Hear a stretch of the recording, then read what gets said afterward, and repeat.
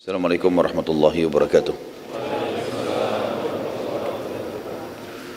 Alhamdulillah, selalu kita mengucapkan kalimat suci ini dalam keadaan senang dan sedih, dalam keadaan lagi lapang dan lagi sempit, dalam keadaan sehat ataupun sakit. Karena orang beriman akan selalu bergantung pada Tuhannya, dan dia selalu menjadikan kalimat mulia ini sebagai kalimat yang membasahi bibirnya, sehingga selalu ada saja jalan keluar dan fasilitas yang sempurna dari Sang Pencipta Allah. Juga kita panjatkan salam hormat kita, salawat dan taslim yang telah diperintahkan oleh Sang Pencipta Allah agar diucapkan selalu setiap saat untuk manusia yang telah disempurnakan jalur nasabnya, fisiknya dan ilmunya, dan dinobatkan menjadi penutup para nabi dan rasul. Serta Sang Pencipta Allah menjanjikan bagi siapapun yang membacakan salam hormat kepada manusia terbaik ini akan dibalas langsung oleh Sang Pencipta 10 kali salam, yang berarti akan diberikan rahmat dan karunia dari Sang Pencipta. Maka sangat wajar kalau kita selalu mengucapkan salawat dan taslim kepada Nabi besar Muhammad sallallahu alaihi wasallam. Pada pertemuan kita yang sebelumnya sudah panjang lebar kita menjelaskan peperangan yang sangat mulia, perang Khandaq, dan juga beberapa kejadian-kejadian dari mukjizat baginda Nabi sallallahu alaihi wasallam, sampai kita mengambil waktu kurang lebih 3,5 jam karena menjelaskan dua peperangan sekaligus, perang Khandaq sampai selesai, dan juga perang Bani Quraidah, suku Yahudi yang telah berkhianat, yang akhirnya diperangi oleh Nabi SAW. Dan kita sudah tahu bagaimana Sa'ad bin Mu'adz radhiyallahu anhu menghakimi atau menghukum laki-laki mereka dan juga perempuan dan anak-anak mereka. Tentu teman-teman sekalian, setelah selesai perang Khandaq ini, ada banyak sekali suku-suku Arab tadinya yang ikut partisipasi. Induknya adalah Quraisy, Sulaim dan Ghatafan. Juga dua suku Yahudi, Kainuqa dan Nadhir. Tetapi ada suku-suku lain juga, suku-suku kecil dari bangsa Arab ini yang ikut. Dan kita lihat setelah bubarnya perang Ahzab, selesainya pasukan Ahzab terbubarkan dengan hikmah Allah, dengan angin topan yang Allah kirim dengan musim dingin, dan juga masuk Islamnya Naim bin Mas'ud radhiyallahu anhu yang akhirnya memecah belahkan pasukan Ahzab sehingga mereka terkalahkan. Maka Nabi SAW bersabda dengan kalimat mulia, mulai hari ini Quraisy tidak akan pernah memerangi kita lagi, tapi kita yang akan memeranginya. Nabi SAW mengajarkan kepada kita sebuah hukum syariat yang penting sekali, yaitu menghukum orang-orang yang pernah menyerang muslimin. Selain daripada hukum syari yang sudah kita jelaskan juga pada pertemuan sebelumnya, kalau pengkhianat agama yang membahayakan muslimin, hukumnya dikisos, dipenggal, dibunuh. Ya. Sebagaimana Nabi SAW mendukung pendapat Sa'ad bin Mu'adz pada saat mengeluarkan hukum 700 pasukan perang suku Quraidah dibunuh. Kali ini kita akan bahas insya Allah ke depannya upaya Nabi SAW menghukum suku-suku Arab yang ikut partisipasi dalam perang Ahzab. Satu persatu oleh Nabi SAW diserang untuk menunjukkan kemuliaan Islam. Dan sudah kita titik beratkan juga pertemuan yang sebelumnya, kalau setiap orang muslim bergerak, berusaha, ya, maka pasti Allah SWT akan berkahi, apalagi dalam membela agama Allah Sang Pencipta. Tidak usah melihat jumlah kita berapa, sesederhana apapun senjata kita, yang jelas Allah akan berikan kemenangan kalau kita ikhlas dalam membela agamanya.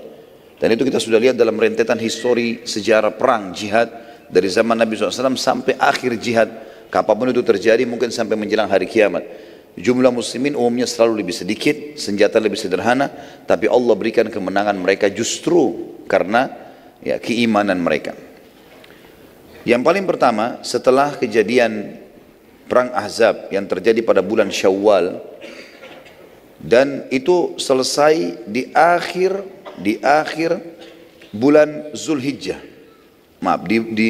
di akhir bulan Zulqa'dah, karena kan orang Quraisy mengepung Madinah itu 41 atau 43 hari, sekitar 1,5 bulan.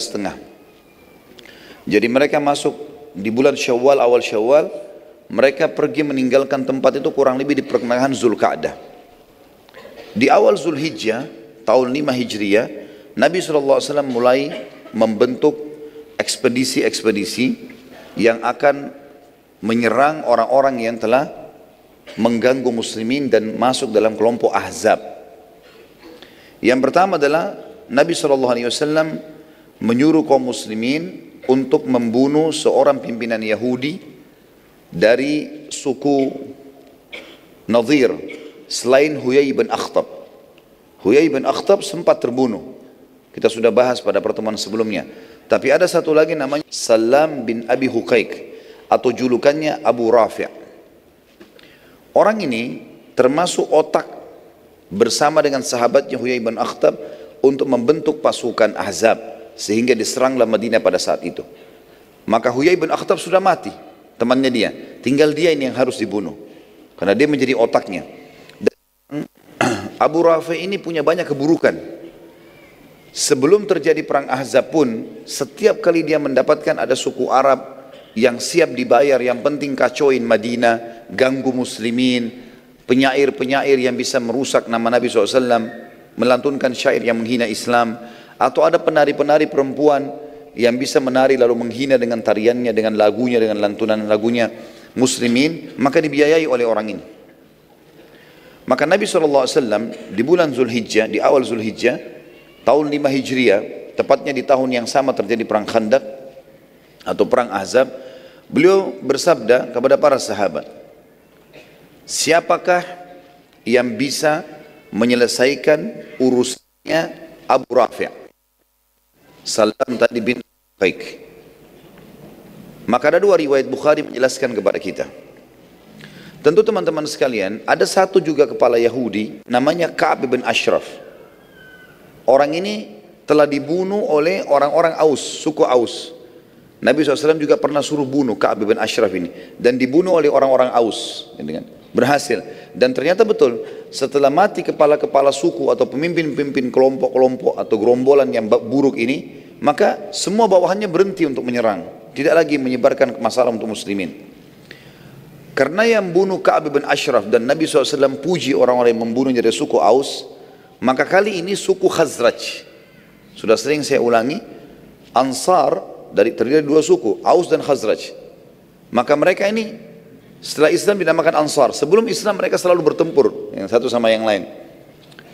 Suku Aus berhasil menjalankan perintah Nabi membunuh Ka'ab bin Ashraf, salah satu orang Yahudi yang paling berbahaya juga, yang sangat berbahaya bagi muslimin. Sekarang Khazraj mengatakan, ya Rasulullah, dulu kan Aus yang membunuh Ka'ab bin Ashraf. Sekarang Salam bin Abi Huqaiq, biarkan kami yang bunuh. Abu Rafi' ini izinkan kami. Kata Nabi SAW, baiklah. Maka Nabi SAW mengatakan, siapa yang akan pergi? Berdirilah 5 orang dari suku Khazraj. Yang pertama, dan ini sahabat yang berhasil nanti menjalankan misi, adalah Abdullah bin Abi Atiq. Abdullah bin Abi Atiq radhiyallahu anhu. Kemudian datang yang kedua, Mas'ud bin Sinan. Mas'ud bin Sinan. Kemudian Abdullah bin Unais. Abdullah bin Unais. Kemudian Abu Qatadah Al-Harith bin Rabi'. Abu Qatadah Al-Harith bin Rabi'. Nanti saya akan ulangi namanya. Kemudian ada satu orang, bukan dari Khazraj, tapi sekutunya Khazraj. Ada satu suku yang suku Arab ini sekutunya Khazraj. Satu orang dari mereka ikut, namanya Khuza'ah atau Khuzai bin Aswad. Khuzai bin Aswad. Jadi 4 orang murni dari suku Khazraj, Abdullah bin Abi Atiq, kemudian Mas'ud bin Sinan, kemudian Abdullah bin Unais, kemudian Abu Qatadah Al-Harith bin Rabi'. Jadi 4 orang ini dari suku Khazraj, Abdullah bin Abi Atiq, Mas'ud bin Sinan, Abdullah bin Unais, dan Abu Qatadah Al-Harith bin Rabi'. Lalu didukung dengan satu orang sekutunya Khazraj bernama Khuza'ah atau Khuzai bin Aswad. Abdullah bin Abi Atiq ditunjuk oleh Nabi SAW untuk menjadi pimpinan ekspedisi ini. Jalankan. Rasulullah SAW menitip pesan kepada mereka. Ingat, tugas kalian membunuh Salam bin Abi Huqaiq saja. Tidak boleh bunuh perempuan, tidak boleh bunuh orang lain, tidak boleh rusak fasilitas umum, apa saja. Jangan buat kerusakan. Targetnya satu orang itu. Terbunuh, sudah selesai tugas kalian. Pada saat itu kebetulan Salam bin Abi Huqaiq, karena dia dari suku Nadir, dan mereka sudah dikeluarkan oleh Nabi SAW dari Madinah, mereka bertempat di Khaybar. Khaybar sebuah kota yang besar, bahkan Khaybar pada saat itu lebih besar dari kota Madinah. Banyak sekali di situ orang Yahudi yang tinggal, dua suku, dan mereka berkembang biak, serta juga ya mereka memiliki perkebunan yang sangat besar, sebagaimana nanti kita akan lihat dan kita bahas panjang lebar di perang Khaybar. Masuklah pada saat itu kelima orang sahabat ini, dan mereka memantau pada saat sudah masuk ke dalam benteng, mereka memantau rumah-rumah penduduk, menunggu sampai rumah penduduk semuanya sudah tertutup di malam hari, sudah dipadamkan lampu-lampu mereka. Kalau zaman sekarang, zaman dulu dipadamkan api-api mereka, sumbu-sumbu api mereka. Kemudian pergilah kelima orang sahabat ini mengetuk rumahnya Abu Rafi'. Setelah mengetuk, istrinya membuka, lalu istrinya bertanya, karena ini Abu Rafi' kepala suku. Biasanya kepala suku atau raja itu, Salam bin Abi Hukak ini, dia sering membantu orang, royal, dermawan lah, gitu ya, supaya namanya harum di tengah-tengah masyarakat. Maka istrinya mengatakan untuk buka pintu, siapa kalian ini? Kepada 5 orang sahabat ini. Mereka bilang, kami adalah orang-orang kafilah Arab yang sedang membutuhkan bantuan bekal makanan. Maka berkatalah istrinya Salam, masuklah, temui suami saya. Maksudnya disuruh masuk ke ruang tamu gitu. Maka pada saat mereka masuk ke ruang tamu, sempat salah seorang sahabat bertanya, rumah ini seperti apa? Ditanya kepada istrinya si Salam. Oh, ini kamar saya, ini gini. Dia polos menyampaikan begitu saja. Maka para sahabat tahu di mana kamar tidurnya Salam. Tiba-tiba tanpa pakai menunggu, ada satu orang sahabat menunggu di pintu utama rumah untuk menjaga istrinya Salam supaya tidak keluar, melaporkan kepada orang Yahudi. Kemudian yang 4 masuk ke dalam kamar tidurnya. Dan mereka mengatakan di dalam hadis Bukhari, kami demi Allah menemukan kamar Salam sangat gelap, dan kami tidak bisa melihatnya kecuali karena memang kulitnya sangat putih. Jadi orangnya sangat putih dan gagah sekali. Saking putihnya sampai kami melihat dia di posisi tempat tidurnya seperti kain putih yang sedang digantung di sebuah tembok yang hitam. Maka tanpa menunggu satu kesempatan pun, sahabat ini rame-rame menusukkan ya pedang-pedang mereka, menghantamkan mereka, dan Abdullah bin Abi Atik, pimpinan ekspedisi ini, yang menusuk ke dadahnya sampai akhirnya Abdullah bin Salam meninggal dunia, mati. Istrinya sempat menangis, teriak-teriak. Lalu sahabat yang di depan pintu hampir menebaskan pedangnya, tapi dia mengingat pesan Nabi SAW tidak boleh bunuh wanita. Maka kelimanya pun akhirnya keluar dari rumah Salam, kemudian melarikan diri pulang ke Madinah dan berhasil melakukan ekspedisi ini. Dalam riwayat Bukhari yang lain diceritakan, Nabi SAW selesai sholat 5 waktu di masjid. Tidak disebutkan tentu sholatnya sholat apa di sini. Yang jelas dari salah satu dari 5 waktu sholat wajib. Nabi SAW berkata, siapa yang akan menyelesaikan urusannya Abu Rafi' untukku? Abu Rafi' untukku. Abdullah bin Abi Atik mengatakan, ini tentu versi yang berbeda, tapi sama, kasusnya adalah membunuh Salam bin Abi Hukaim. Kata Abdullah bin Abi Atik, saya Rasulullah, saya akan membunuhnya. Kata Nabi SAW, pergilah dan bawalah beberapa teman-temanmu.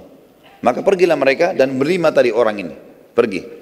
Mereka pergi sampai mereka mendekati benteng Khaybar, dan tahu ini adalah bentengnya Salam atau Abu Rafi'. Mereka pun menunggu di luar, dan mereka menunggu, mendengar, mencari informasi, mendengar di sekitar benteng.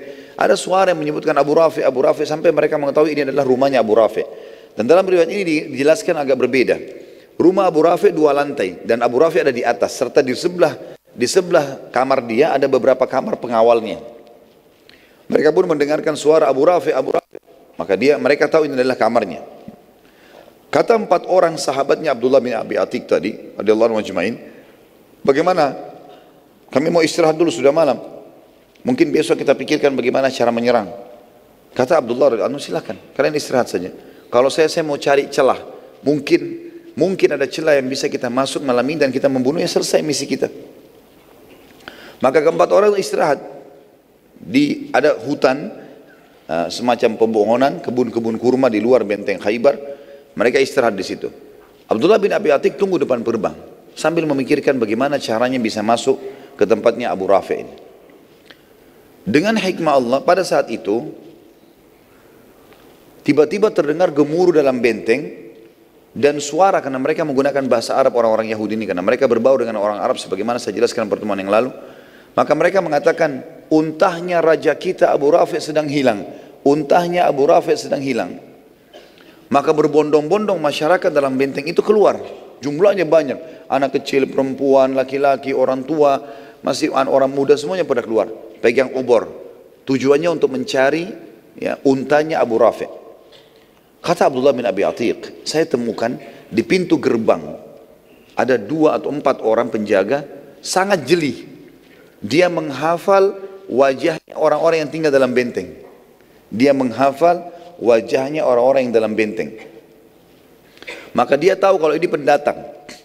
Kata Abdullah, saya tidak temukan kesempatan untuk masuk ke dalam benteng lebih tepat daripada sekarang, karena lagi ramai. Dia bilang, saya tutup wajah saya. Kemudian saya menyelip bersama orang-orang yang pada saat mereka sudah temukan unta Abu Rafi', mereka masuk. Lalu saya dengarkan di telinga saya di kiri kanan pintu gerbang ini, penjaga mengatakan, cepatlah, cepatlah, jangan ada penyelip yang masuk. Kata Abdullah, saya pun masuk. Begitu orang-orang pada masuk, saya temukan ada di dekat pintu gerbang kandang keledai. Dan hewan keledai ini, semoga Allah muliakan kita tentunya. Kandang keledai ini, teman-teman sekalian, dan saya bahasakan ini, semoga Allah muliakan. Kita kalau menyebutkan nama hewan, ya, tempat kotoran, kita lebih baik mengatakan semoga Allah memuliakan kita. Doa agar Allah SWT memuliakan, tidak menjadi seperti tempat-tempat. Dan kita tahu keledai ini adalah hewan yang disebutkan dalam Al-Quran, suaranya sangat mungkar, ya. Dan haram dimakan kalau keledai yang hidup bersama manusia, walaupun dia tidak bertaring. Maka yang terjadi teman-teman sekalian, kata Abdullah bin Abi Atiq, saya masuk ke kandang keledai, dan keledai ini hewan yang sangat diam. Bahkan Allah SWT sebutkan juga dalam salah satu ayat yang lain, diberikan ibarat keledai itu, ya, kalau ada orang-orang yang pintar, orang yang belajar agama, tapi dia tidak mengamalkan ilmunya, seperti keledai yang memikul buku, maka tidak ada manfaatnya sama sekali. Yang jelas keledai ini sifatnya salah satunya adalah dia tidak bergerak, dia tidak pusing. Ada siapa di sebelahnya, ada bahaya atau enggak, seperti itulah. Abdullah bin Abi Atiq mengatakan, tepat saya berada di sebelah keledai tersebut sampai seluruh penduduk benteng sudah masuk. Saya lihat sudah aman, sunyi, penjaga pun gerbang sudah mencantolkan ya penutupnya. Mereka pun pergi istirahat, karena setiap hari selalu mereka merasa aman. Tidak sangka kalau malam itu akan ada masalah. Kata Abdullah, setelah aman, tenang semuanya, saya biarkan beberapa saat, lalu saya naik tangga. Kemudian saya masuk menuju ke arah yang tadi dianggap rumahnya Salam bin Abi Hukaik atau Abu Rafi' ini. Dia bilang, saya pun menutup pintu-pintu rumah-rumah yang di kamar-kamar di sekitarnya, pintu-pintu pengawal. Jadi pintunya mereka kalau mau pergi jauh biasanya ditaruh ada cantolan, digembokin gitu yang ditutup. Kayak zaman sekarang, zaman sekarang sudah ada juga kunci ya. Zaman dulu juga begitu, mereka pasang besi, mereka cantol dan mereka gembokin. Yang jelas Abdullah mengatakan, saya menutup semua ruangan-ruangan di sebelah ruangan Abu Rafi', lalu saya masuk. Saya temukan sangat gelap. Dan Ibnu Hajar rahimahullah dalam Fathul Bari Sahih, syarahnya Sahih Bukhari, mengatakan bahwasanya Abdullah bin Abi Atiq ini dalam terjemahan pribadinya memiliki mata yang rabun, tapi orangnya sangat pemberani, gitu kan. Di malam hari dia tidak bisa lihat, apalagi orang yang normal saja tidak bisa lihat, apalagi orang yang rabun. Kayak sekarang mungkin orang yang berkacamata, cuma zaman dulu kan tidak ada kacamata. Yang jelas Abdullah mengatakan, saya masuk, saya buka pintunya, gelap sekali. Saya nggak tahu di mana arahnya Salamin atau Abu Rafi'. Lalu saya menggunakan suara saya sambil mengatakan, Abu Rafi', Abu Rafi', di mana kamu? Abu Rafi' tahu suara-suara pengawalnya, ini suara asing. Lalu dia mengatakan, siapa kamu? Tiba-tiba kata Abdullah, begitu saya dengar suaranya dari arah tertentu, saya ke sana, lalu saya tebaskan pedang saya. Lalu kemudian saya kembali ke pintu, karena gelap sekali. Di pintu minimal masih ada cahaya di langit gitu. Ternyata Abu Rafi' belum mati, masih keluar suaranya, kesakitan. Kata Abdullah, saya menggunakan kesempatan lagi, saya mengatakan, ada apa wahai Abu Rafi', dengan bahasa yang berbeda, dengan suara yang berbeda, dia bilang. Maka Abu Rafi' mengatakan, ada orang yang berusaha bunuh saya. Kata Abdullah, begitu saya dengar suara di arah tertentu, saya kejar lagi, saya tebas lagi dengan pedang. Lalu saya ke pintu lagi. Ternyata Abu Rafi' belum mati. Dalam riwayat begitu. Lalu dia bilang, saya ubah lagi suara saya. Kenapa Abu Rafi', kenapa? Ada orang yang mau bunuh saya gitu. Tolonglah segera. Kata Abdullah, begitu saya tahu arah suara, saya ke sana, lalu saya tancapkan pedang di dadanya sampai saya dengar tulang belakangnya bunyi. Setelah itu dia bilang, saya pun memastikan kalau dia mati. Lalu saya keluar, karena sudah tidak ada suara. Dia bilang saya turun dari tangga. Waktu saya turun dari tangga, saking buru-burunya dan anak tangga turun itu kecil, saya sempat terjatuh dan tulang kering saya, tulang kering di depan betis itu patah dia bilang. Maka saya pun mengikatnya dengan imamah saya, lalu saya berjalan dengan satu kaki. Tadi sebelum dia naik tangga, pintu gerbang sempat dibuka sama dia dan dicantolin sedikit batu. Maka dia mudah sekarang buka lalu dia pergi. Begitu dia masuk ke tengah hutan, di tempat perkebunan, di perkebunan kurma, teman-temannya dibangunin sama dia, lalu bangun. Dia mengatakan, ada apa wahai Abdullah? Abdullah bin Abi Atik mengatakan, radhiyallahu anhu majma'in, Allah sudah membunuh musuhnya. Kata mereka, bagaimana ceritanya? Dia bilang, tadi ceritanya saya begini, saya masuk, saya seterusnya, terus ditidakkan dari awal sampai akhir. Lalu kata mereka, kalau begitu kita pulang ke Madinah malam ini, sampaikan kepada Nabi SAW. Kata Abdullah, dan ini sifat orang mukmin, dia ditugaskan, dia selesaikan. Kata dia, kalian baliklah kalau kalian mau balik. Tapi saya tidak akan balik sampai demi Allah saya pastikan musuh Allah ini mati. Dan tradisi orang-orang Yahudi pada saat itu kalau ada raja mereka atau kepala suku mati, di benteng-benteng mereka di pojok-pojok itu ada kayak menara, di situ mereka teriak-teriak mengatakan si fulan mati, si fulan mati. Datanglah ke rumahnya, ya, ada yang punya hak silakan diambil dan seterusnya. Maka pada saat itu dia bilang saya menunggu sampai menjelang waktu subuh, saya sholat subuh dan pada saat mulai agak terang kata Abdullah bin Abdik, teman-teman sudah pulang semua ke Madinah.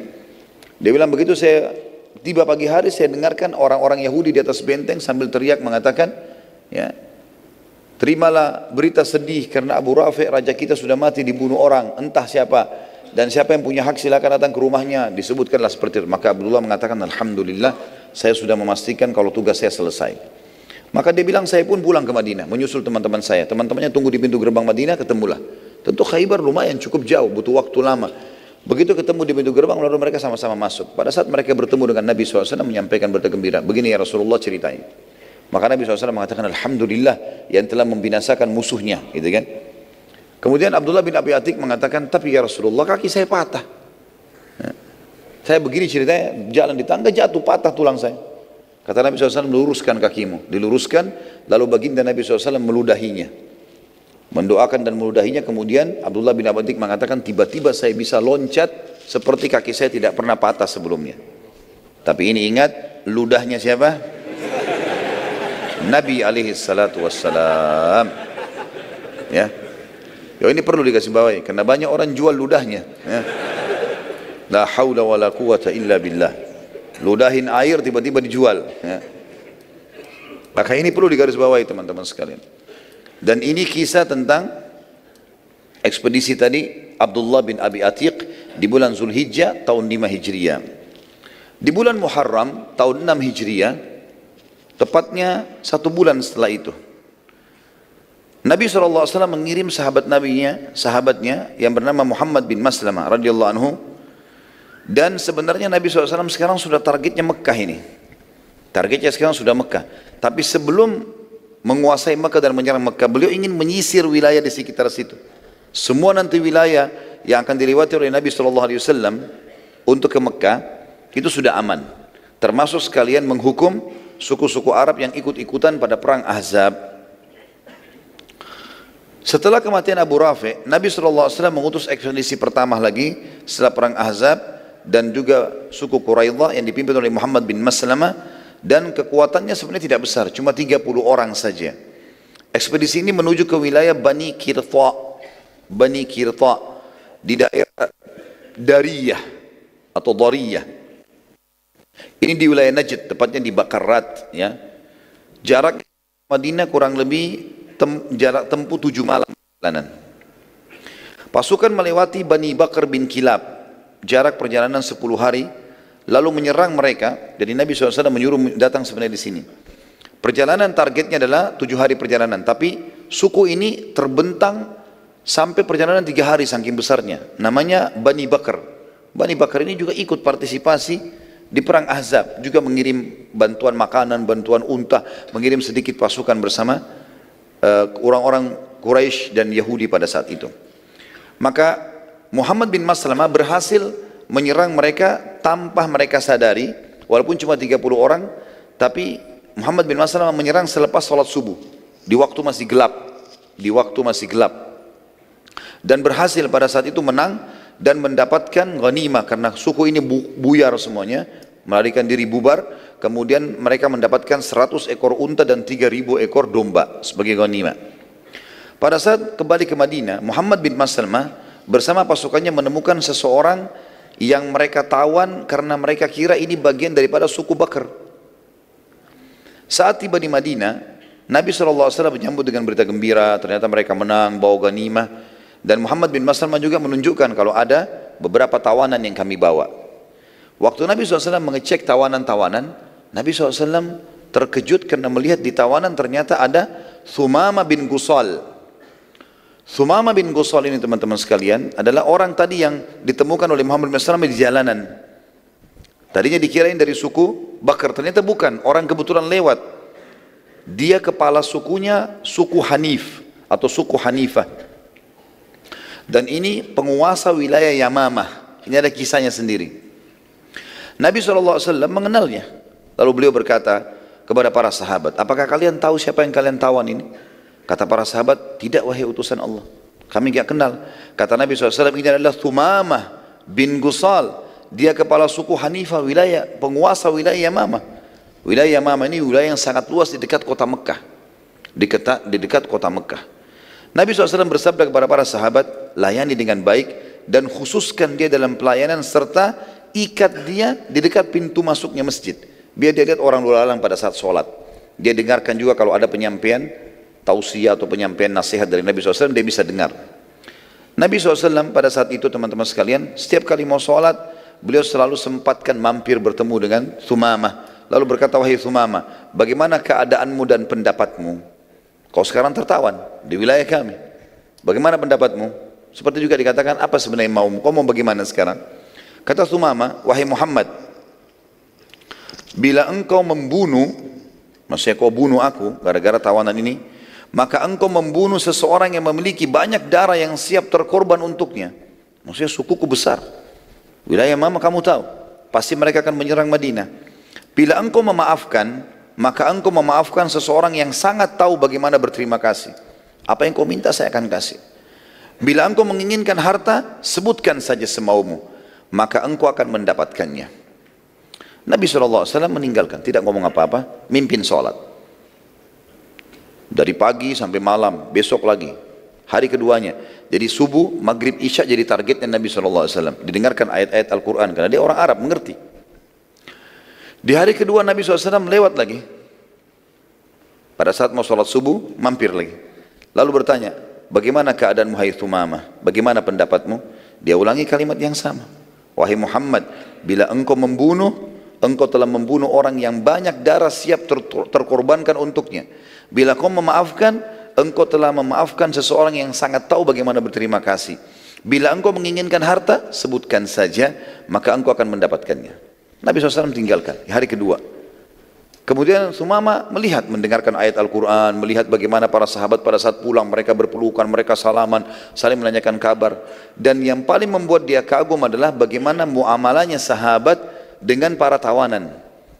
Thumamah kepala suku, dia tahu bagaimana berperang, bagaimana orang kalau jadi tawanan, nggak pernah diurus makanannya, nggak pernah dikasih minuman, dibiarin saja mati, bahkan kadang-kadang digebukin, dirampas hartanya secara paksa. Thumamah tidak sama sekali. Bahkan Nabi SAW suruh melayani. Ada seorang sahabat yang sempat menyuapkan dia roti, memegang kurma di tangan kirinya, roti di tangan kanannya. Lalu sahabat ini menyodorkan ke mulutnya Thumamah roti itu, bukan kurma kering. Dia kaget, belum pernah ada orang begini sama tawanan. Dan pada saat jatuh dari mulutnya, sahabat itu tahan, lalu dimasukkan lagi kembali. Padahal dia tidak ada hubungannya sama Thumamah, cuma mendengarkan sabda Nabi SAW suruh berbuat baik pada tawanan. Hari ketiga Nabi SAW lewat lagi lalu mengucapkan lagi, wahai Thumamah, bagaimana pendapatmu? Maka Thumamah mengucapkan lagi hal yang sama. Wahai Muhammad, bila kau membunuh, kau bunuh aku, maka kau telah membunuh orang yang banyak darah siap berkorban untuknya. Bila kau memaafkan orang yang sangat tahu bagaimana berterima kasih. Bila kau mau harta, sebutkan saja. Tiba-tiba Thumamah kaget teman-teman sekalian pada saat Nabi SAW mengatakan, hai Thumamah, aku telah bebaskan kamu dan aku tidak butuh imbalan, pulanglah. Karena targetku bukan kamu, target kami suku Bakar. Suku kamu Hanifah tidak ada urusan sama kami, karena tidak ikut-ikut dalam perang Ahzab. Thumamah kaget pada saat itu, karena biar bagaimana dia sudah tawanan. Umumnya orang minimal kalau tidak membunuh minta tebusan. Apalagi di kepala suku bisa bayar berapa saja. Sumama akhirnya keluar dari kota Madinah merenungi kejadian tersebut. Dia mentadabburi ayat-ayat Al-Quran yang dia dengarkan dalam 3 hari. Dia mendengarkan beberapa tausiah Nabi SAW, penyampaian wasiat beliau. Dia melihat bagaimana reaksi para sahabat bermuamalah dengan para tawanan. Bagaimana mereka saling menyapa satu sama yang lain. Dia berpikir ini nggak mungkin salah. Ini pasti agama yang benar. Lalu dia kembali ke Madinah lagi. Kemudian dia mendatangi Nabi SAW. Dia mengatakan, hai Muhammad, bagaimana caranya untuk menganut agamamu? Kata Nabi SAW, ucapkan asyhadu an la ilaha illallah wa anna Muhammad Rasulullah. Sederhana, syahadat. Kata dia, demi Allah wahai Muhammad, saat aku tertawan di sini, tidak ada wajah yang lebih aku benci dari wajahmu, agama dari agamamu, dan negeri lebih dari negerimu. Dan sekarang aku ucapkan asyhadu an la ilaha illallah wa anna Muhammad Rasulullah. Demi Allah wahai utusan Allah, sekarang engkau orang yang paling aku cintai, agamamu adalah agama yang paling aku junjung, dan negerimu negeri yang paling aku rindukan. Aku sekarang akan balik ke kaumku, sarankan aku wahai utusan Allah. Apakah aku balik ke kaumku atau aku lanjutkan umrah yang telah aku niatkan sebelum tertawan? Jadi ternyata Sumama ini waktu ditawan oleh Muhammad bin Maslamah, dia lagi menuju ke Mekah mau umrah, tapi dengan tradisi jahiliyah, penyembah berhala gitu kan. Ditawan, tadinya Muhammad bin Maslamah mengira dia dari suku Bakar. Kata dia, apakah saya lanjutkan umrah atau saya kembali ke kaum saya? Ada pilihan lain, riwayat yang mengatakan atau saya tinggal sini belajar. Nabi SAW bersabda pada Sumama, lanjutkan saja umrahmu, tapi sesuai dengan tuntunan Islam. Lalu Sumama mulai bertanya, bagaimana tuntunan Islam? Diajarkanlah. Di antaranya talbiyah yang tidak boleh ditambah dengan talbiyah syirik. Labbaik Allahumma labbaik, labbaik la syarika lak labbaik, innal hamda wan ni'mata lakal mulk la syarika lak. Sampai situ. Ini adalah talbiyah sunnah yang sahih. Ini ajaran Nabi Ibrahim AS, ajaran Nabi Muhammad SAW. Tapi orang Quraisy menambahkan kalimat illa syarikan huwalak tamlikuhu wa ma malak. Gitu kan? Artinya tambahannya tentunya ini, kecuali sekutu yang kau miliki. Kita kan kalau baca labbaik Allahumma labbaik, ya Allah aku jawab panggilanmu dengan santun. Labbaik la syarika lak labbaik, aku jawab panggilanmu dengan santun, maksudnya ke umrah dan haji. Tidak ada sekutu bagimu. Innal hamda wan ni'mata laka wal mulk, segala puji-pujian untukmu, ya, kerajaan untukmu, semua nikmat milikmu. La syarika lak, tidak ada sekutu bagimu. Orang Quraisy menambah kalimat syirik, illa syarikan huwalak, kecuali sekutu yang kau miliki. Tamlikuhu wa ma malak, engkau menguasainya dan apa yang dia miliki. Ini kalimat syirik, nggak boleh. Nabi SAW meluruskan itu. Kemudian mengajarkan kepada dia tata cara sholat, kewajiban di waktu sholat, tata caranya, sebagian surah-surah pendek. Lalu Sumama akhirnya mengerti masalah itu. Sumama radhiyallahu anhu lalu mempelajari Islam beberapa hari pada saat itu, sholat, terutama 5 rukun Islam lah. Ia sangat terpengaruh dengan perilaku Nabi SAW, demikian pula para sahabat. Ini pelajaran yang luar biasa, bagaimana muslimin mendahulukan akhlak, lembut dalam segala keadaan, dan tegas pada tempat dan kondisinya. Ya. Saat Sumama masuk ke Mekah, dia sudah tinggalkan Madinah, maka tokoh-tokoh Mekah menyambutnya dengan gembira, karena tahu ini kepala suku Hanifah. Ya. Maka orang-orang Mekah menyambutnya dengan gembira karena ia kepala suku yang terkenal, memiliki personil perang yang banyak, ya, dan juga jumlah warganya sangat banyak. Jumlah warganya itu mencapai sekitar 30.000 orang. Serta yang paling penting adalah suku Hanifah ini ternyata umumnya adalah pedagang-pedagang yang menjadi pemasok utama pangan ke Mekah. Kebutuhan dasar kayak gandum, kurma, itu semua yang masukin ke Mekah adalah suku Hanifah ini. Dan mereka berada di sebelahnya atau di sekitar Mekah. Ya. Jadi antara Mekah sama Jeddah. Karena mereka penguasa wilayah terluas Jazirah Arab yang dikenal dengan Yamamah. Ya. Sumama radhiyallahu anhu tawaf pada saat itu, didampingi oleh pemuka-pemuka Quraisy. Waktu talbiyah, Sumama mengucapkan, labbaik Allahumma labbaik, labbaik la syarika lak labbaik, innal hamda wan ni'mata lak wal mulk la syarika lak. Berhenti, Sumama diam. Dan orang-orang Quraisy tahu selama 13 tahun muslimin di Mekah, pada saat mereka tawaf, mereka melengkapkan ini. Mereka membaca sampai sini. Dan bedanya antara mereka dengan muslimin karena tidak ada tambahan kalimat terakhir, illa syarikan huwalak tamliku wa malak. Maka orang-orang Quraisy, tokoh-tokoh Quraisy bertanya, hai Sumama, kenapa kau enggak lanjutkan talbiyahmu? Maka Sumama pada saat itu menjawab, memang apa tambahannya? Kata mereka, kan kau sudah tahu, Kenapa harus bertanya? Apa kau sudah menganut agamanya Muhammad dan meninggalkan nenek moyangmu juga? Maka kata Sumamah, ya, saya sudah masuk Islam. Asyhadu an la ilaha illallah wa anna Muhammad Rasulullah. Tiba-tiba pemuka Quraisy marah. Ditawan Sumamah ini. Ditawan, diikat, tawan. Suku Hanifah mengetahui berita kalau kepala sukunya ditahan nih. Maka mereka pun datang mengunjungi Sumamah di Mekah. Lalu Sumamah memerintahkan mereka untuk memboikot asupan pangan semuanya ke Mekah. Maka sukunya pun mengikutinya. Walaupun sebenarnya sukunya dalam keadaan kafir, sama dengan Quraisy. Belum masuk Islam, mereka belum tahu itu. Beberapa hari saja, semua asupan gandum, kurma, segala macam gak ada yang bisa masuk ke Mekah. Karena ditahan. Dan pasukan Bani Hanifah menahan juga suku-suku Arab lain untuk masuk ke Mekah. Dalam hitungan 4-5 hari saja sudah kehabisan pangan mereka. Kehidupan mereka makan roti, buku tepung, gandum. Ini nggak bisa sama sekali. Maka akhirnya mereka pun datang kepada Sumamah dan meminta maaf dan janji akan melepaskan Sumamah. Tapi perhatikan teman-teman sekalian, orang subhanallah yang masuk Islam ikhlas karena Allah. Apa yang dilakukan Sumamah radhiyallahu anhu dengan keimanannya waktu itu, walaupun baru masuk Islam beberapa hari, dia bilang, saya akan memaafkan kalian, tapi dengan syarat. Kalian harus minta izin kepada Nabi SAW. Hubungi Madinah dulu.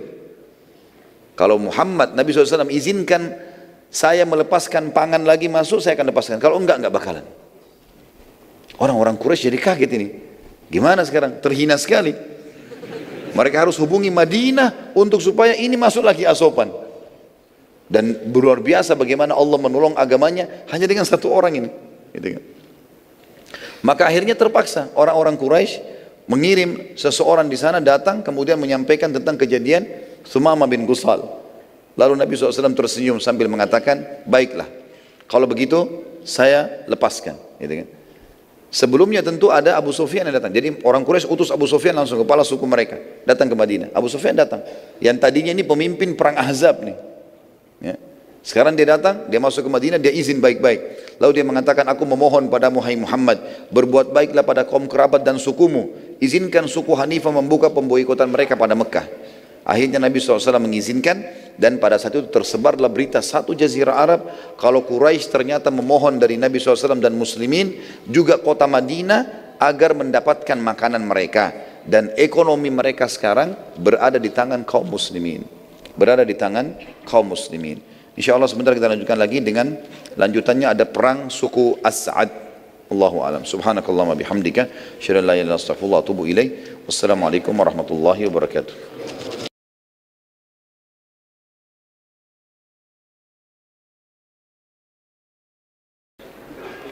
Assalamualaikum warahmatullahi wabarakatuh. Alhamdulillah wassalatu wassalamu ala Rasulillah. Segala puji bagi Allah Subhanahu wa taala, juga salawat dan taslim kepada Nabi besar Muhammad sallallahu alaihi wasallam. Pada bulan Safar tahun 6 Hijriah, Nabi alaihi salatu wassalam mengutus beberapa sahabat untuk menyerang suku As'ad. Dan suku As'ad ini termasuk salah satu suku yang bergabung di pasukan Ahzab, dan pimpinan mereka bernama Tuwalaihah bin Khuwailid al-Uzdi. Nabi SAW sempat mengutus kepada mereka 40 pasukan kuda dan memilih Uqashah bin Muhsin radhiyallahu anhu agar memerangi mereka. Tentu Uqashah bin Muhsin terkenal dengan keterampilan menunggangi kuda dan pedangnya. Dan dia sering dijadikan oleh Nabi SAW pemimpin dalam peperangan. Dan dialah yang sempat hadis yang masyhur waktu Nabi SAW mengatakan 70.000 dari umatku masuk surga tanpa hisab. Lalu kemudian Uqashah mengatakan, doakan saya termasuk salah satu 70.000 itu ya Rasulullah. Kata Nabi SAW, kau termasuk dari 70.000 itu. Dan ada sahabat lain yang mengatakan, ya Rasulullah doakan saya juga. Kata Nabi, kau telah didahului oleh Uqashah. Ya. Uqashah bin Muhsin radhiyallahu anhu pergi 40 orang.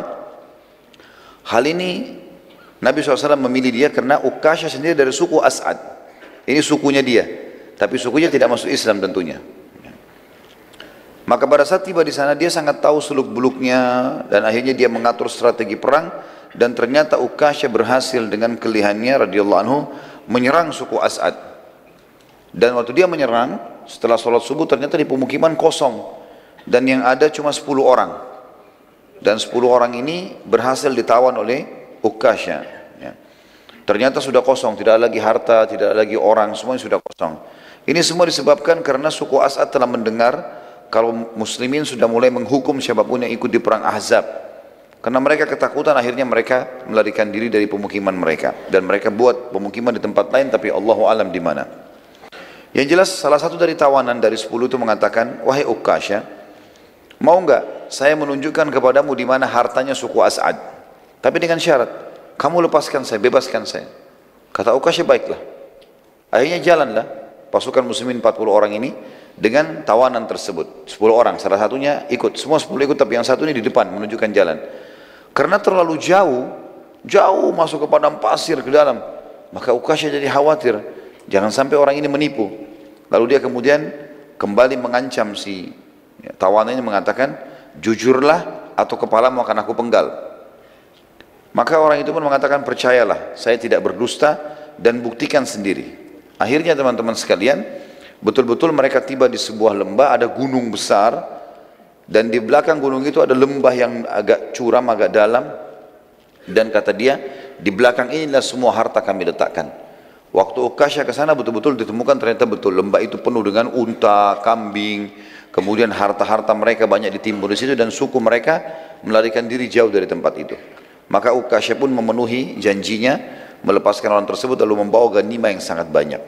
Dan ini pelajaran juga teman-teman sekalian. Kita kalau lihat pasukan-pasukan Nabi SAW tidak selamanya besar. Jumlahnya selalu kecil saja umumnya.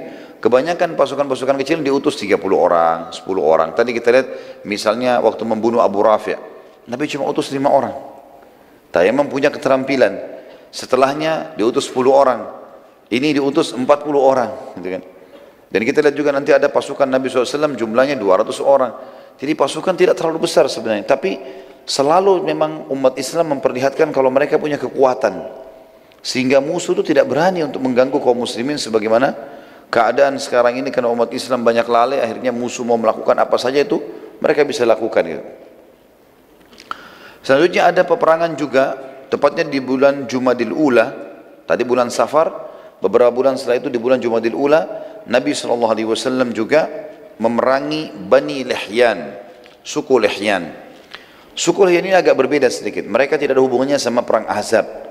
Tapi kalau teman-teman ingat, pelajaran kita di pekan di bulan yang lalu, ada penjelasan tentang beberapa suku dari Lihyan ini datang pura-pura masuk Islam di Madinah, kemudian mereka meminta beberapa sahabat Nabi penghafal Quran diminta diantar ke sukunya. Ternyata pada saat tiba di wilayah dekat Quraisy, mereka berkhianat. Mereka menjual sahabat ini ya kepada suku-suku yang akhirnya menjual lagi sahabat ini ke orang-orang Quraisy. Dan akhirnya ada 6 orang sahabat yang terbunuh pada saat itu. Suku Lihyan ini diantaranya salah satunya Asim. Ya, kalau masih ingat ada kisah Asim radhiyallahu anhu, orang yang pernah dijanjikan oleh keturunannya Bani Abdiddar. Ada satu perempuan di Mekah yang mengatakan siapa yang bisa membunuh Asim, karena dia membunuh beberapa orang yang memegang bendera Quraisy di perang Uhud. Maka saya akan bersihkan batoknya lalu kemudian saya akan isikan dengan emas. Ya, kurang lebih seperti itulah. Yang jelas suku Bani Lihyan ini yang menjadi pengkhianat tadi. Nabi SAW pada saat itu membawa 200 pasukan personil pada saat itu, dan ini dikatakan gazwah. Kalau tadi sebelumnya sariyah. Kalau masih ingat istilah-istilah ini tentu teman-teman sekalian, sariyah adalah pasukan 3 orang sampai kurang lebih 100 atau 200 orang diistilahkan dengan sariyah. Dan ini umumnya Nabi SAW tidak ikut. Tapi kalau Nabi SAW ikut, walaupun jumlahnya sedikit, dinamakan gazwah. Kalau pasukan besar, Nabi tidak ikut, lebih dari 1000 orang, 500 orang, namanya ma'rakah. Ibnu Qayyim rahimahullah menceritakan, Rasulullah SAW menuju ke Bani Lihyan 6 bulan setelah perang Bani Quraidah. Kurang lebih 6 bulan setelah perang Bani Quraidah. Ya. Yang kita sudah sebutkan perang Bani Quraidah sebelumnya.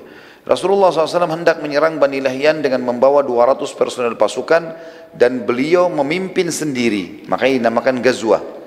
Dan wilayah yang beliau tuju, beliau iklankan akan menyerang negeri Syam. Padahal Nabi SAW tidak menginginkan negeri Syam. Ini salah satu strategi perang Nabi SAW. Beliau mengiklankan wilayah tertentu, tapi beliau tidak berbohong. Betul-betul beliau menuju ke wilayah itu. Tapi kemudian beliau dari sana mengatur strategi untuk menyerang musuh yang jadi target. Pada saat itu Nabi SAW mengamanahkan kota Madinah agar menjadi pemimpin pengganti beliau Abdullah bin Ummi Maktum radhiyallahu anhu. Tepatnya tiba di sebuah lembah namanya Guran. Dan sekarang ini di pemerintahan Saudi namanya wilayah Khulais. Kurang lebih jaraknya 87 km dari kota Madinah. Salah satu lembah yang terdekat dengan wilayah Lihyan. Lembah tersebut terletak antara Amaj dan Usfan, tempat beberapa sahabat yang sempat gugur karena pengkhianatan. Karena itu Nabi SAW sempat mampir dan mendoakan mereka, para sahabat tadi, dan memohon ampun dan rahmat untuk mereka. Bani Lihyan mengetahui kedatangan Nabi SAW dengan mata-mata mereka, maka mereka melarikan diri ke puncak-puncak gunung, dan Nabi SAW pada saat masuk ke pemikiran mereka tidak menemukan satu orang pun. Dan gunung jauh di padang pasir, mereka melarikan diri. Maka Nabi SAW sempat tinggal selama 2 hari di tempat mereka untuk menunjukkan kekuatan kaum muslimin, walaupun hanya 200 personil. Dan waktu itu Bani Lihyan memiliki personil ribuan orang, tapi mereka semua melarikan diri. Nabi SAW waktu itu sempat mengutus beberapa sahabat mencari tahu, mengejar Bani Lihyan, namun tidak menemukan satupun di antara mereka. Nabi SAW lalu menuju ke wilayah Usfan dan mengutus 10 personel kuda dari 200 itu, dipimpin oleh Abu Bakar radhiyallahu anhu, untuk masuk ke perkampungan Ghanim namanya. Ini untuk memantau berita Quraisy, sudah dekat dengan wilayah Mekah. Jadi sudah dekat sekali dengan Mekah. Lalu Nabi SAW kembali ke Madinah setelah menduduki tempat tersebut selama 14 hari. Dan yang disebutkan oleh Ibnu Qayyim rahimahullah dalam buku beliau Hadil Ma'ad fi Hadi Khairil Mi'ad. Ini di jilid 3 halaman 276. Dalam riwayat atau kisah yang lain, dalam buku-buku sejarah yang lain disebutkan, Bani Lihyan termasuk yang berkhianat dan membunuh beberapa orang sahabat, diantaranya Asim radhiyallahu anhu. Kisah masyhur yang dikenal juga dengan kisah kejadian mata air Raji', ya, di mana suku Lihyan menyerahkan sebagian sahabat yang mereka jual pada Quraisy, dan akhirnya Quraisy membunuh sebagiannya dan suku Lihyan membunuh sebagian yang lain.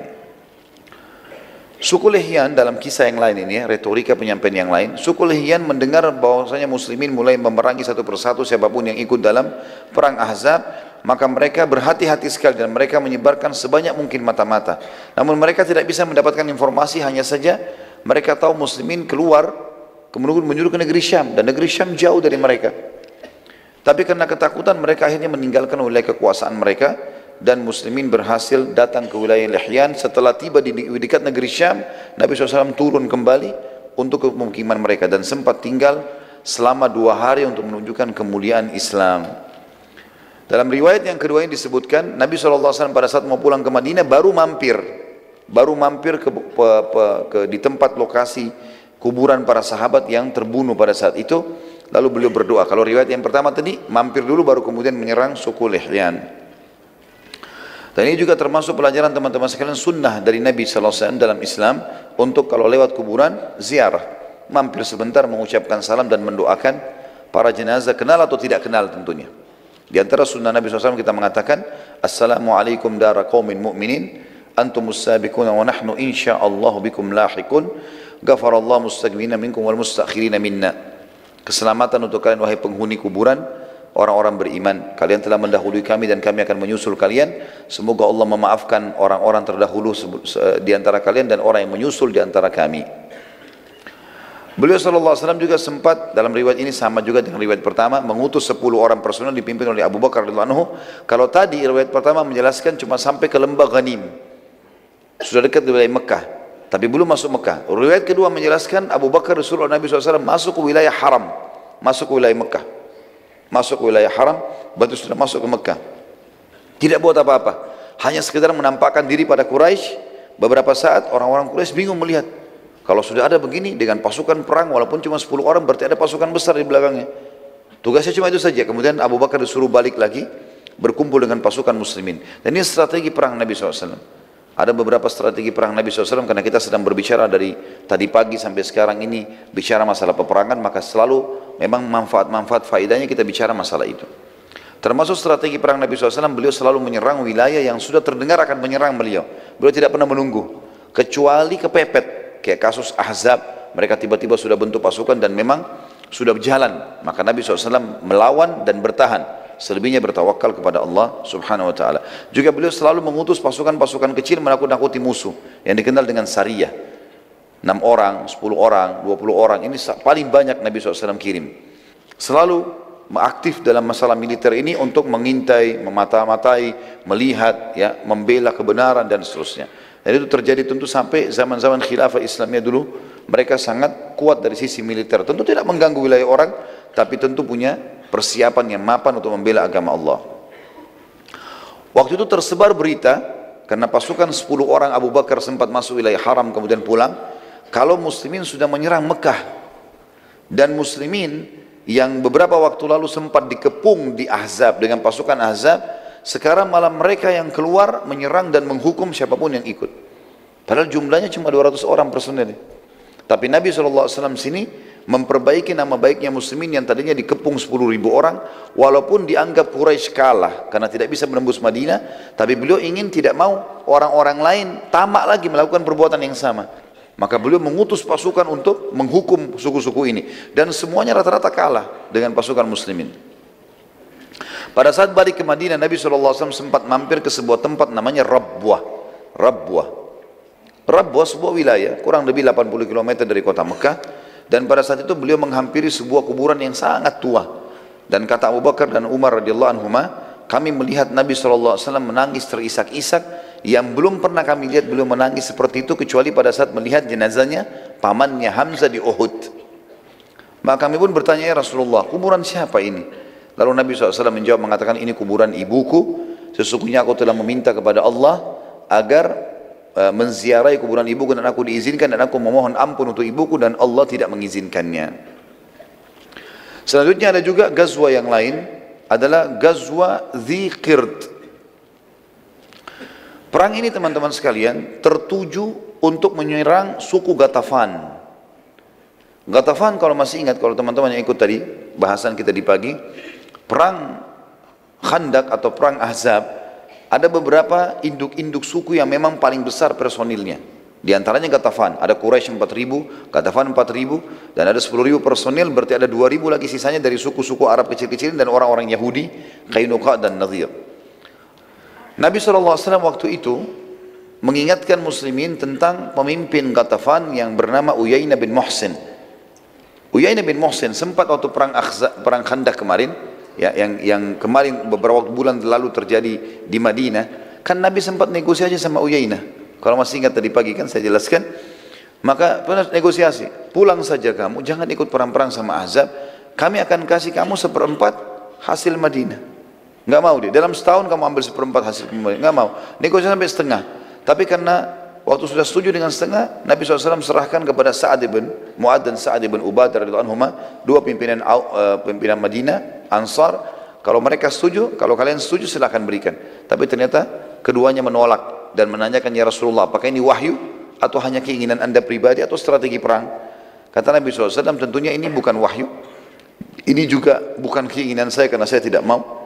Kemudian beliau mengatakan ini hanya strategi perang. Maka Sa'ad ibn Ubadah dan Sa'ad ibn Mu'ad radhiyallahu anhuma mengatakan, ya Rasulullah, demi Allah Ghatafan sebelum kami masuk Islam, jangankan sudah masuk Islam, sebelum masuk Islam mereka tidak pernah mendapatkan satu butir kurma dari kami kecuali mereka beli atau kami yang memberi, gitu kan. Maka demi Allah sekarang kami tidak akan kasih sama sekali, yang mereka miliki hanya pedang saja.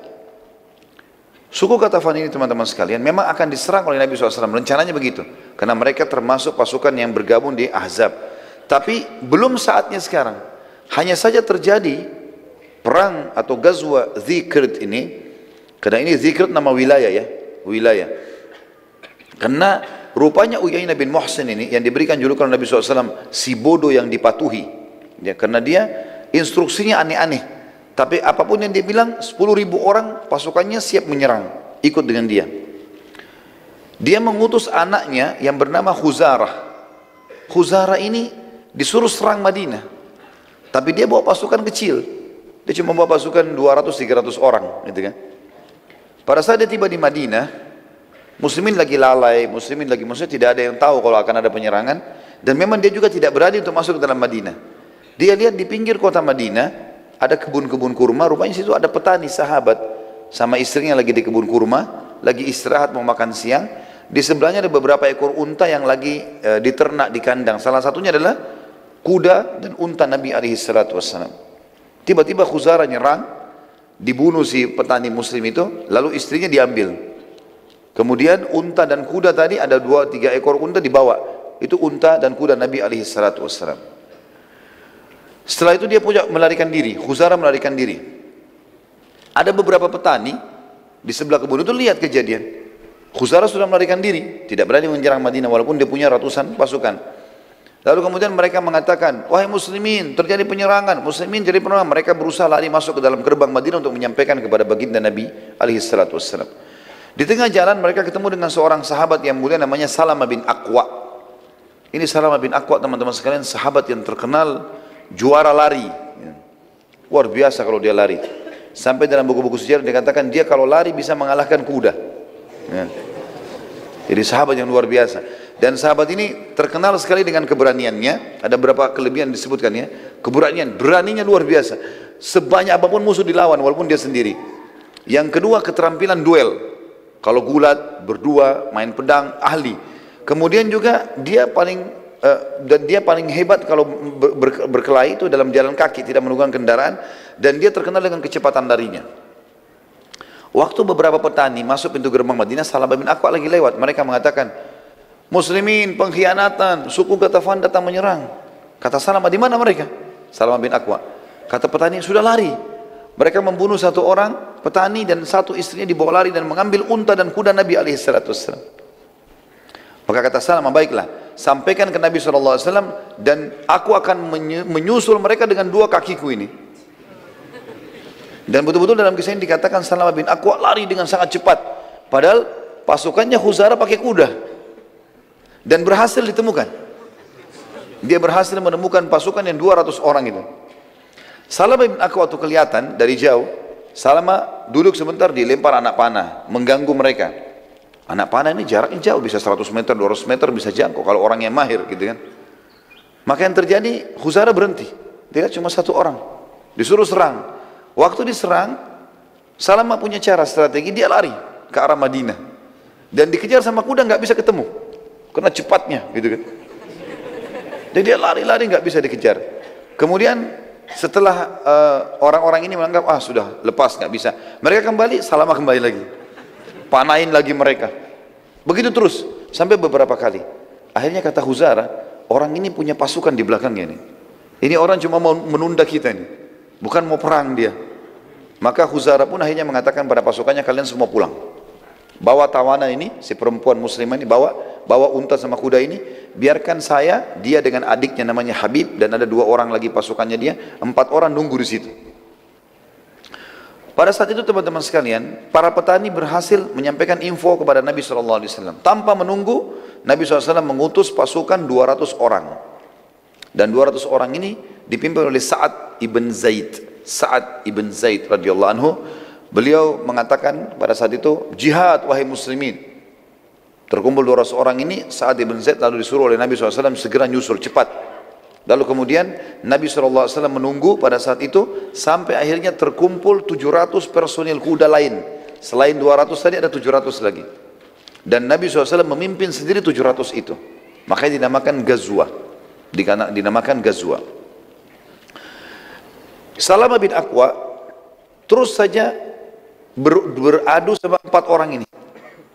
Tapi Salamah bin Aqwa berusaha menghindar dari 4 orang ini karena yang dia mau kejar yang banyak tadi, yang ratusan itu. Maka dia berusaha menghindar sampai dia berhasil meloloskan diri dari 4 orang ini. Dia mau mengejar yang 196 orang tadi. Maka yang 4 orang ini tiba-tiba kaget pada saat itu waktu mereka mau kejar Salamah. Rupanya pasukannya Sa'ad yang 200 orang sampai, Sa'ad bin Zaid tadi sampai. Di dalam pasukan ini rupanya Sa'ad mengutus, di dalam pasukan ada 1 orang namanya Abu Qatadah. radhiyallahu anhu, sahabat Nabi yang mulia. Abu Qatadah ini terkenal juga dengan keberanian dan keterampilan perangnya gitu. Dan ini juga pelajaran teman-teman sekalian. Berarti memang para sahabat itu punya keterampilan individual dalam keterampilan perang. Mereka belajar semua, dan ini teman-teman juga perlu belajar bela diri, belajar keterampilan, dan niatnya untuk olahraga dan sekaligus satu waktu kalau dibutuhkan, bukan untuk melakukan pemberontakan atau hal-hal yang buruk. Itu nggak mungkin gitu ya. Umat Islam tidak mengenal itu. Tapi dia tidak boleh juga lalai, nggak boleh dia tidak punya sama sekali kemahiran. Maka yang terjadi adalah Abu Qatadah ini waktu pasukan Sa'ad ya Ibn Zaid sudah tiba di sekitar lokasi, 4 orang ini coba melarikan diri. Abu Qatadah minta izin sama Sa'ad, saya mau kejar 4 orang ini. Kata Sa'ad, silakan kejar. Maka dikejar sama dia, diserang.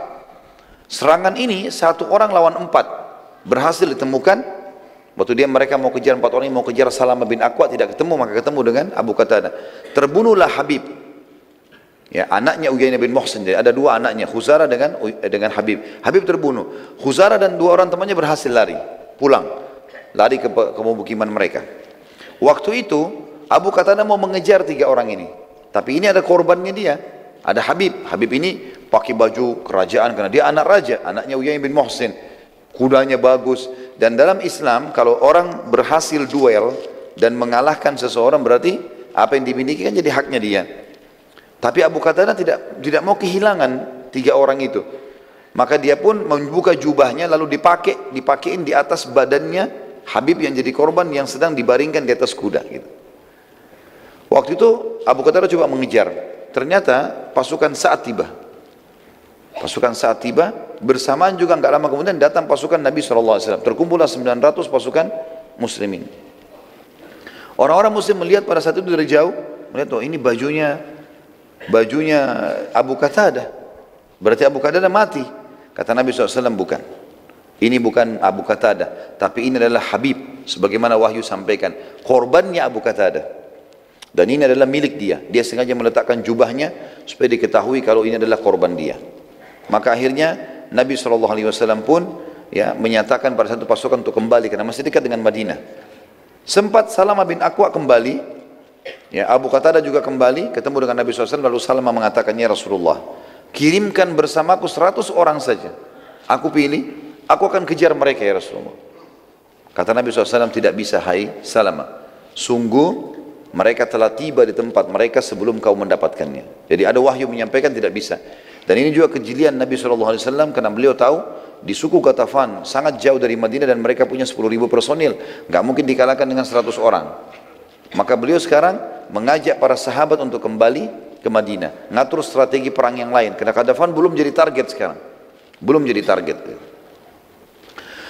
Penutupan dalam perang atau Ghazwa Zikirt ini, ada seorang sahabiat tadi, masih ingat istrinya petani yang diambil jadi tawanan. Tibalah di suku Ghatafan. Sahabat ini punya cerita sendiri. Dia bilang waktu tiba di situ malam hari, suku Ghatafan semuanya pada istirahat. Saya melihat unta Nabi SAW. Ada unta Nabi di situ. Maka saya pun naik di atas unta Nabi.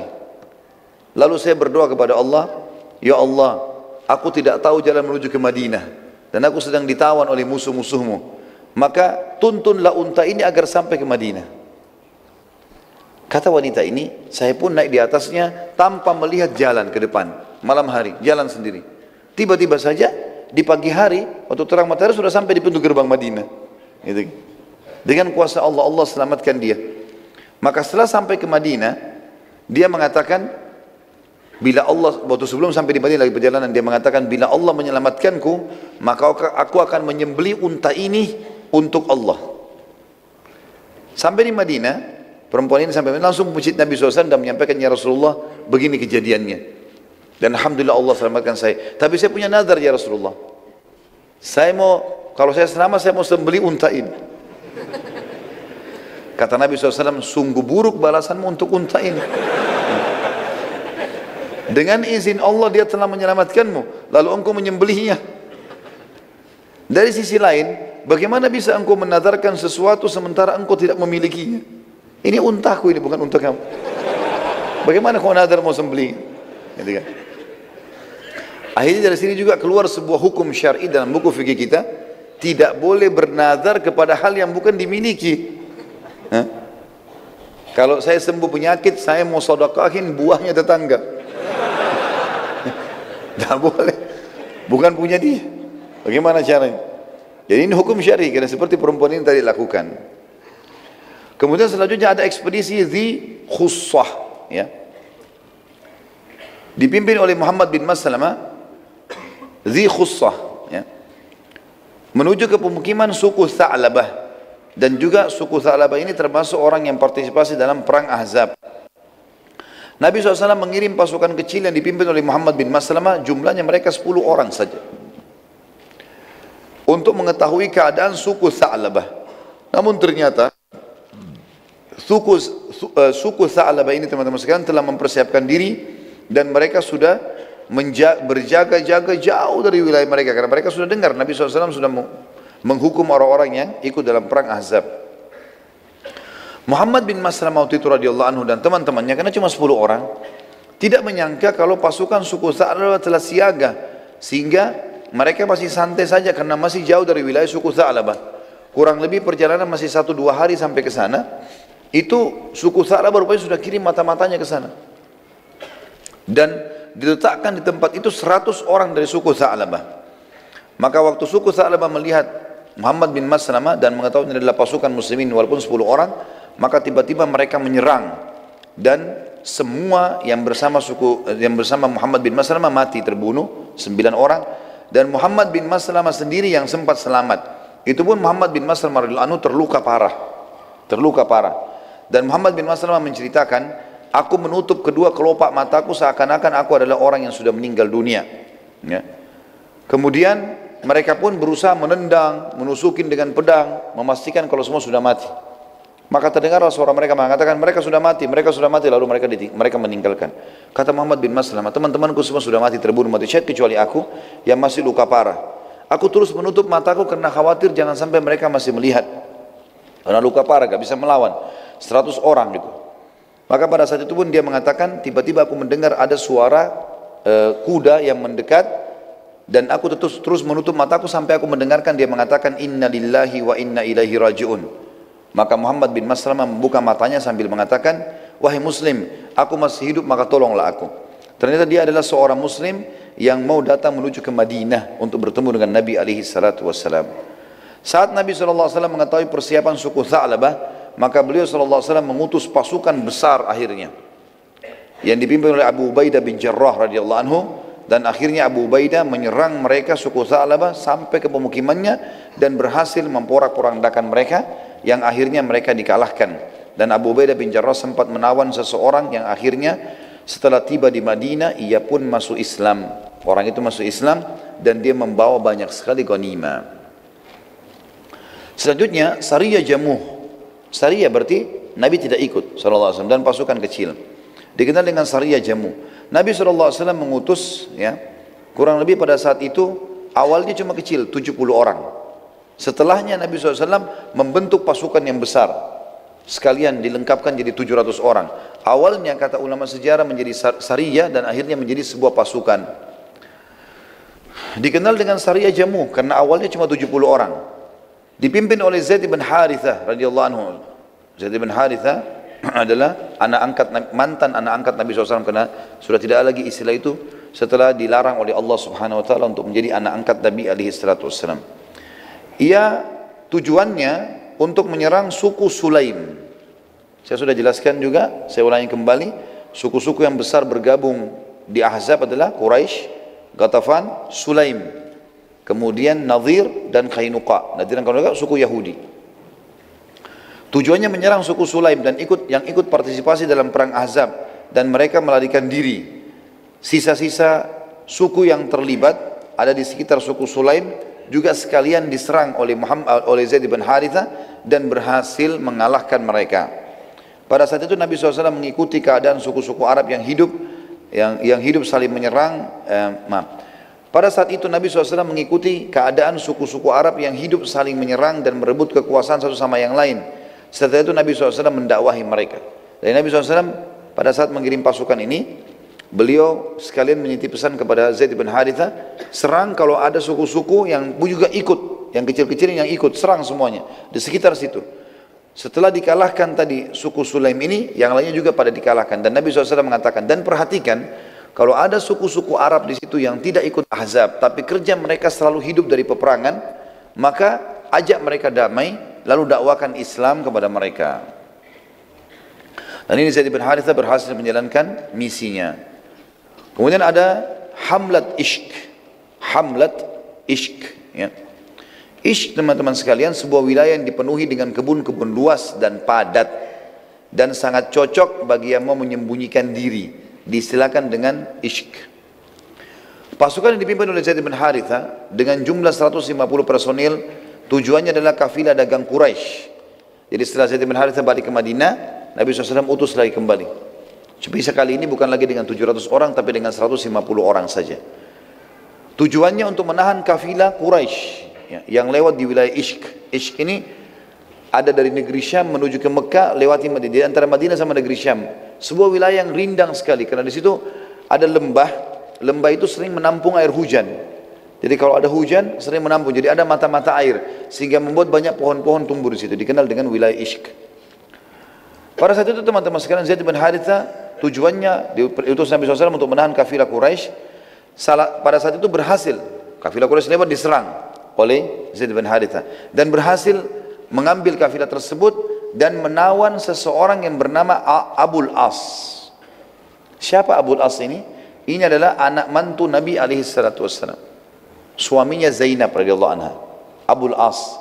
Jadi waktu Nabi SAW diutus jadi Nabi di Mekah, anak-anak beliau semua mengikrarkan syahadat, mengikrarkan Islamnya, ya, mengikrarkan kenabian ayahnya. Ya. Maksud saya di sini mengikrarkan kenabian ayahnya. Ya. Maka pada saat itu teman-teman sekalian, satu-satunya kerabat Nabi, maksudnya yang merupakan anak mantu beliau, yang tidak masuk Islam adalah Abul As. Maka Nabi SAW pisahkan dengan Zainab, dipisahkan. Dan ini sebuah hukum syar'i.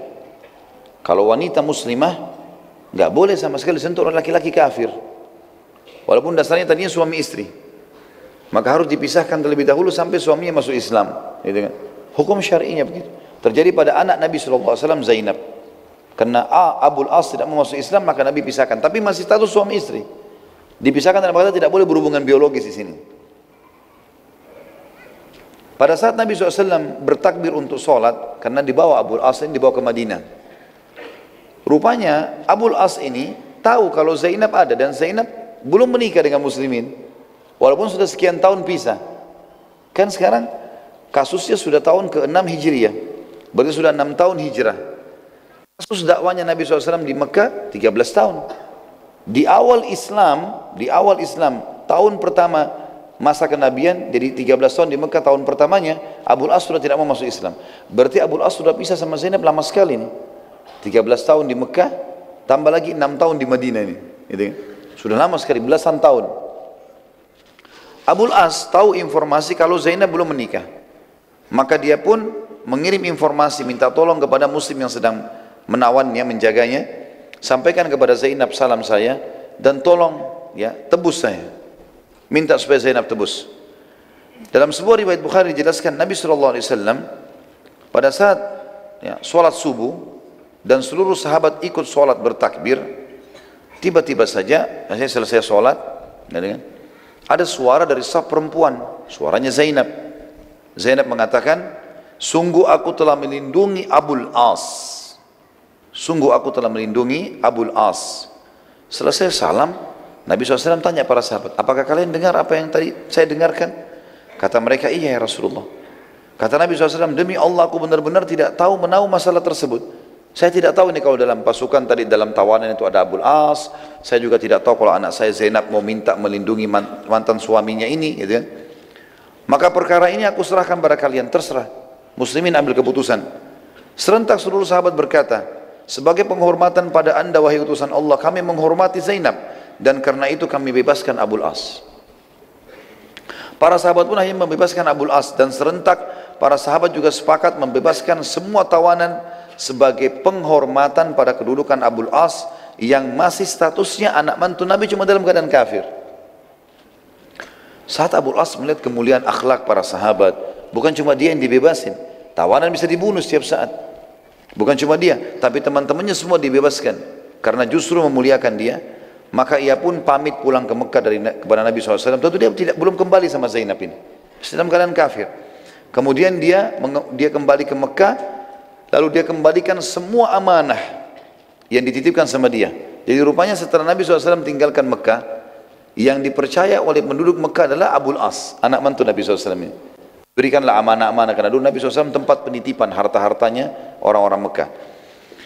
Maka Abul As mengembalikan semua seraya dia berkata, apakah masih ada hak kalian padaku, hai penduduk Mekah, hai Quraisy, penduduk Mekah, ya, yang mengamanahkan harta kepada Abul As berkata, sudah semua, dan kami selalu menemukanmu jujur dan juga menjaga amanah.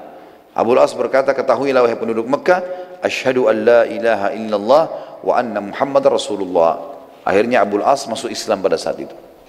Kemudian dia kembali ke Madinah, dan kemudian dia menyampaikan kepada Nabi SAW. Nabi SAW lalu dia mengatakan lagi, ya Rasulullah, saya sudah masuk Islam, asyhadu an la ilaha illallah wa anna Muhammad Rasulullah. Dan pada saat itu Nabi SAW mengembalikan Abul As dengan Zainab, spontan langsung jadi suami istri, nggak melalui akad nikah lagi. Dan ini juga keluar sebuah hukum syar'i, di mana memang, ya, kalau orang dalam kondisi seperti ini suaminya kafir, maka mereka dipisahkan secara biologis. Tapi kalau suami sudah masuk Islam, maka disatukan lagi walaupun sudah berlalu beberapa tahun. Tentu secara hukum syar'i, si muslimah ini kalau seandainya terpisahkan oleh suaminya, ya, dan dia mau menikah dengan laki-laki muslim, ada syarat, ada hukum syar'inya juga. Terjadi beberapa sahabiat Nabi dari Mekah yang hijrah ke Madinah, suaminya mereka dalam kondisi kafir. Karena yang hijrah dari Mekah kan ada yang laki-lakinya muslim, istrinya tetap kafir, seperti Abdurrahman bin Auf radhiyallahu anhu. Istrinya nggak mau masuk Islam, dia ke Madinah lalu dia menikah sama wanita Ansar. Ada juga penduduk Mekah aslinya, penduduk Mekah asli perempuan masuk Islam, suaminya nggak mau, lalu mereka hijrah ke Madinah. Allah Subhanahu wa taala melarang mengembalikan mereka ke suami-suami mereka. Setelah mereka suaminya seperti menyampaikan isu yang tidak benar, mengatakan Muhammad telah merebut istri-istri kami. Tapi firman Allah turun melarang, tidak boleh mukminah dikembalikan kepada laki-laki musyrik, haram buat mereka itu, nggak boleh sama sekali. Maka ada beberapa sahabat yang sempat mau menikahi perempuan-perempuan dari Mekah ini. Keluarlah syariat pada saat itu, Nabi SAW mengatakan, kalau kau mau nikahi, maka kembalikanlah mahar suaminya itu. Dari dulu suaminya kasih apa? Misalnya kasih, kalau Indonesia misalnya uang 10 juta, maka bayar 10 juta itu, kembalikan kepada suami yang kafir, barulah terhitung cerai, boleh dinikahi. Boleh dinikahi. Ini bagian daripada hukum syariat Allahu alam yang kita sebutkan. Baik, sampai sini bahasan kita insyaAllah, dan kita akan lanjutkan nanti, pertemuan akan datang dengan izin Allah, Ghazwat Bani Mustaliq. Ghazwat Bani Mustaliq akan kita bahas dengan izin Allah pada pertemuan kita yang akan datang. Tentu juga itu pertemuan sebelum menjelang Ramadan nanti. Baik, kita berdoa kepada Allah SWT, semoga majlis kita diberkahi olehnya dan dijadikan sebagai tambahan amal kita pada hari kiamat. Semoga seluruh amal yang pernah kita kerjakan dan akan kita kerjakan sampai menjelang ajal datang nanti semua diterima dengan kemahamurahannya, dan semoga semua dosa yang pernah kita kerjakan sekecil sampai sebesar apapun diganti dengan kemahamurahannya menjadi pahala. Semoga orang yang sakit disembuhkan penyakitnya, yang terlilit utang dilunasi utangnya, yang belum menikah dimudahkan menikah dengan wanita yang salihah dan laki-laki yang saleh bagi perempuannya, dan semoga yang belum memiliki keturunan diberikan keturunan yang baik, yang saleh, dan semoga saja yang sudah punya keturunan dijadikan anak-anak yang baik dan berbakti. Dan kita berdoa agar Indonesia menjadi negara yang aman, makmur, damai. Seluruh umat Islam berada di bawah naungan ukhuwah Islamiyah dan angkat perselisihan di antara mereka. Dan semoga saja seluruh Indonesia diberikan juga pemimpin muslim yang kembali kepada Al-Quran dan Sunnah. Dan semoga Indonesia menjadi contoh bagi negara lain. Tidak pernah lupa kita doakan saudara kita di Palestina, di Syria, di Yaman, di Irak, di Myanmar, di Ahsa, dimanapun mereka berada sedang tertindas. Semoga Allah ikhlaskan niat mereka, terima para syuhada mereka, mulakan Islam di tangan mereka dan tangan kita semua, dan semoga Allah partisipasikan kita bersama mereka di pahala, baik dengan doa, dengan harta, juga dengan jiwa kita. Dan semoga Allah dengan kemahamurahnya menyatukan kita semua di surga firdausnya tanpa hisab. Subhanallah, satukan kita di majlis ilmu yang mulia ini. Kalau benar dari Allah, kalau salah dari saya mohon dimaafkan. Subhanakallahumma bihamdika, asyhadu an la ilaha illa anta astaghfiruka wa atubu ilaik. Wassalamualaikum warahmatullahi wabarakatuh.